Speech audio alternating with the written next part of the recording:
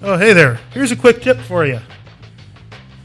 This Phillips head screw, it does not want to come out. It's tight. I can feel that the screwdriver's wanting to slip out. I don't want to bugger it up. Here's a quick tip. Some fine valve lapping compound. Put a little bit of it on the tip of your screwdriver. Now, most of us, if we work on engines, we got this stuff around. They sell a product for like this, little tiny tube for like $10. Stick that screwdriver in there with that valve lapping compound. Press on it good. Screw will come right out. The driver won't slip out of the head. So you got a Phillips head. You just know it's going to give you trouble. The screw's tight.